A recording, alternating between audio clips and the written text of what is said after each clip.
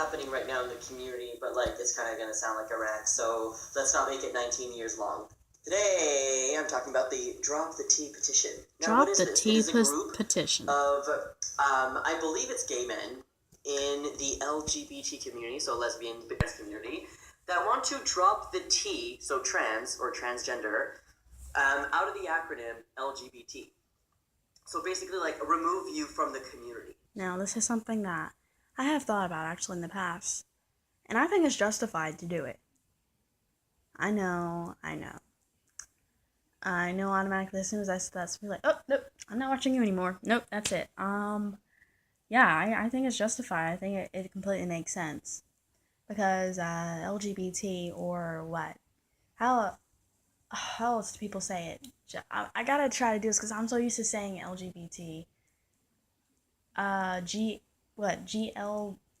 Yeah, GLB. That's another way people say it. Like I said, if I try to say it like that way, I get tongue tied way too easily. Yeah, because either way, however you say it, all three of those are sexualities. And maybe someone's like, yeah, we know that. But what I'm trying to say is, look, alright, yeah, sexuality, it's not like it's written on your face. Sexuality really doesn't affect your every day, or every other day-to-day life. It really doesn't.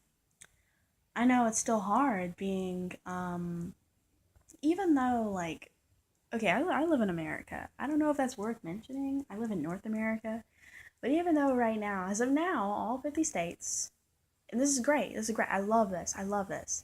Even though all 50 states have declared same sex marriage all across the board, all across the nation, and every single fucking state to be legal, that's great, it's beautiful. I love it. You know, I know that there's still definitely complications and loopholes that people who aren't heterosexual have to face. People, well, I'd say mainly people in same-sex relationships because it's not people who aren't heterosexual. Because think about it, like logically, if someone's bisexual and they marry someone of opposite sex or whatever, well, they're covered. You know, like they're clear. I'm not gonna say that marriage can't sometimes, whatever. I'm not whatever. I mean, you know what I'm saying? They're cleared because in the eyes of the law, it's heterosexual. Like, there's nothing to worry about. But when it's same sex, obviously, I still know that there are some complications. Like, they're not giving the exact same privilege, the exact same easy breezy pass right off slip that a heterosexual couple is, you know? So I'm not unaware of that. I understand that. But I'm saying sexuality doesn't affect your everyday to day life. Now, it certainly is hard to find a partner, but I'm saying, like, okay, sexuality also, regardless of the new nationwide law, you know, it can affect work environment or how more employable or how much more, that's a better way of saying how much more employable. I'm gonna say that. I'm gonna just go with that. Employable you may or may not be for a job. Or I mean, I understand that in some places that can still be an issue. Some places do, they still discriminate on that, your sexuality. Or if they have a suspicion that you're not heterosexual. I mean, I understand.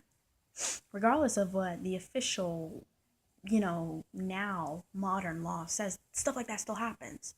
And of course, there are still places that don't serve people, same-sex couples, who walk into like a Denny's with their family. So I mean, or want to, have certain flowers for their wedding. They go to the florist and then they get kicked out. Because that florist doesn't support or, like, to see that kind of stuff. Anyway, I mean, you understand what I'm saying. But I'd say mainly sexuality, it doesn't affect everyday life. Like, that's internal, That's not like on you. It's not like on your forehead. It doesn't show. But for people who are, I'm not saying every single gay person isn't,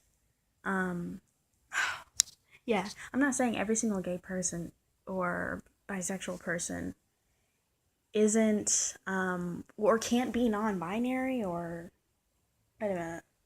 Wait, give me a minute. Okay, I'm not tongue-tied anymore. I got it together. I'm not saying that every gay person is binary. That's what I'm saying, okay? Yeah, that's what I meant to say. Meaning binary as in, like, they represent the heteronormative expression and very set gender role, set biased gender expression. Like someone who's biologically born female, and let's say they happen to be gay. I'm not saying that every single gay person expresses, you know, the biased view of how a female should dress. Quote, how a female should dress, right? I'm not saying that. But I'm just saying for people who are non binary or even agender or polygender, gender fluid, I mean, I'm just saying, look, that stuff, it, I mean, it has to do with our identity. Like, more hardcore with our identity. It does. It affects everyday life. I mean, look, how you walk out the house and how you look, it can really affect the kind of treatment you get. Like, duh. I just think that's kind of like general common knowledge. Because we live in the world that we do, I mean, people do judge on looks. I would wish that it weren't that way, but it is. Anyway, I'm just trying to say I think it's justified because transgender people we have to we face a hell of a lot more differences. I'm not just saying legal differences, but daily differences than someone with varying sexualities may face. Sexuality doesn't affect your everyday to day life, but when it comes down to your identity or whether it fluctuates very frequently, like genderqueer or gender fluid people, or even, I guess, people with DID. And maybe someone's like, whoa, but this has nothing to do with, the queer community, LGBT community. I know. But I'm just saying, like, when it hits your core, like, as far as identity, who you are, and I know sexuality, it's still a part of you, but, I mean, look, I'm going to say, and this is going to come off as so biased. But here we go. I mean, I can say that right now, maybe 2 more years from now, if I'm still making videos and if like I look back on this, maybe I'll be offended. Maybe I'll still feel the same way. But here it goes. I mean, gay people don't have it as hard. I know, here we go, right? Gay people, I don't think they don't have it as hard as transgender people do. I know. I said it. I'm so sorry. That's what I feel. That's what I feel. I don't see it. I mean, I do think we have to have our own separate lane or whatever. I mean, I do. I feel like we have to. I know we're all in this community together. Look, whether you're transgender or agender or, polygender or, even, bisexual. In general society, we are all cast out. We are all put into this group of weirdos. We are the people that are casted out. And that's kind of the reason why we have our entire band of us, right? So, that's why we're all clumped together. And it makes sense. It does. But I would say, from my own opinion, my own viewpoint, as far as how I've been experiencing life as a transgender person versus how I've experienced life as a gay person, I mean,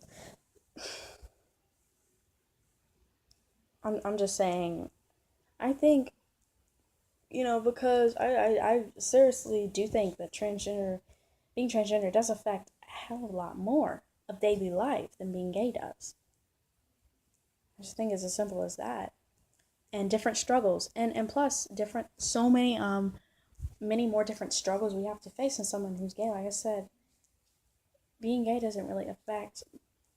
I'm saying, look, someone who's transgender and someone who's gay, the transgender person is gonna have more struggles in every day-to-day life. And maybe someone's gonna try to put a spin on it. Well, no, no, no, you don't know that because the gay person could be homeless and they could have just lost their job and their most beloved, goldfish could have just died. Yeah, I'm not saying, you know, average day to day, like unfortunate things that happen. I'm saying the unfortunate things that happen because of you being gay or because of you being a romantic or because versus you being agender or gender fluid. And that's true. I can stand firm in that. There are major differences. that come with being each. And I'm just saying, it's not that wacky, wacko, whatever in my mind for, yeah, us to have our own thing. Even though in the general public of the eye, there are very few allies. I'm not saying every single cisgender heterosexual person is against us, okay? I said I'm not. I know that. I'm not unaware. But I mean, I'm just saying, in general public, we are looked down upon, we're casted away. We're the freaks, and we're basically the kind of people they don't want to deal with. So I get it. It makes sense that we want to band together. We want to try to stick together. But I'm just saying, the T version, LGBT, I mean, I can understand how finally someone, or a group of people, obviously, as Chase said in the video, Chase, this person right here, I can understand how they said that basically, the group of people that he's describing, I can understand where they're coming from, because, and even as Chase perceived them to be gay men, I mean, I don't know anything about them. I don't know. They could have brown hair, they could have green eyes. I don't know. I don't really think it matters. But just to hear that another group of people, and let's say they are gay, maybe someone's like, why would that matter? I guess it matters a little bit more because they're actually within the community. It's not like some other, you know, basically another person with more privileged life, being heterosexual or cisgender or whatever, trying to come in and try to talk about this stuff, because they wouldn't really know. But if you're really within, they can talk all they want to, but they wouldn't really know. You see, actually someone who's actually within the community, I think that they would have a little bit more knowledge, or at least time to actually examine this. I mean, personally, I do feel like it makes sense to drop us and for us to have our own thing. But of course, we shouldn't forget where we used to stand. We shouldn't forget our other people, like, in other words, I'm saying, if we were to break off and have our own little group, or really, really, really start, making this a progressive thing, having our own subset of people, having our own little bunch of people, and just making it LGB or GLB, and then having T as its own group, its own broad category, with, because they're like even being, that's another thing, like, I understand people, like I just said, people can be gay and they're non-conforming, gender non-conforming, or non-binary.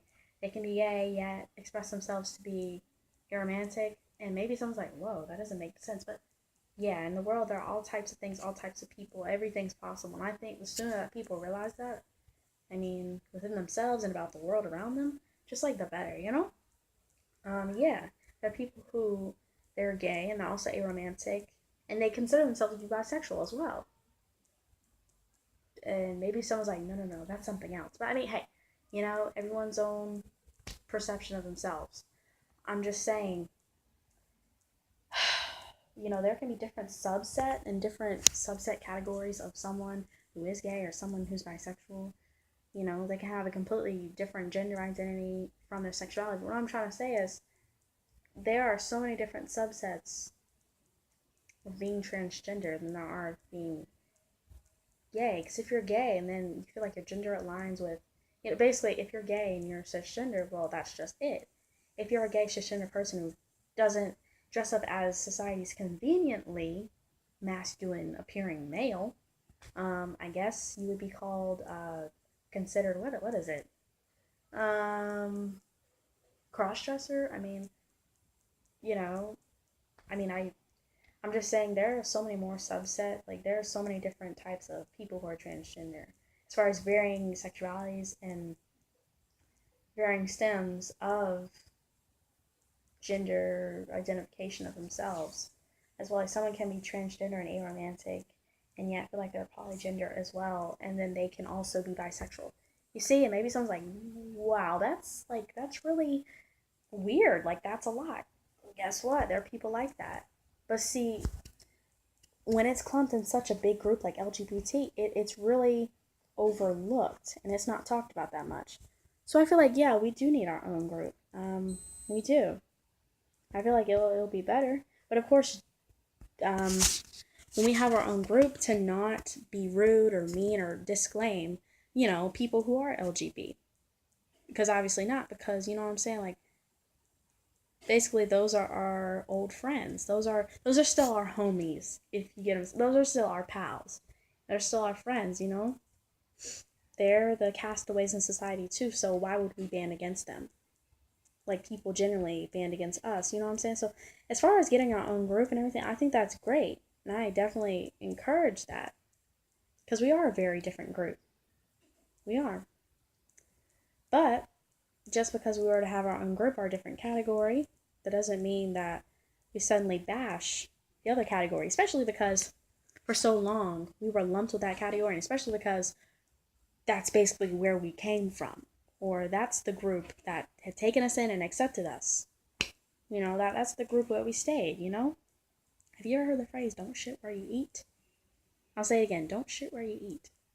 You know, don't bite the hand that feeds you. You know, like that was where we lived. And then if we turn around and we want to try to, nah, man, I don't, you know, I was never, I mean, you know, being a part of the LGBT community, I mean that, or the LGBT community, you know, that's, you know, nah, I mean we're so above them. We're just, you know, we're not. Nah, I don't encourage that. That's not what I'm saying. So I'm basically saying we can have our two different groups, but have mutual respects for one another too. You know? I do feel like we need our own group. And as always, I'm gonna close with this video. It is way too damn long. So I'm gonna end it. That was my thoughts on it.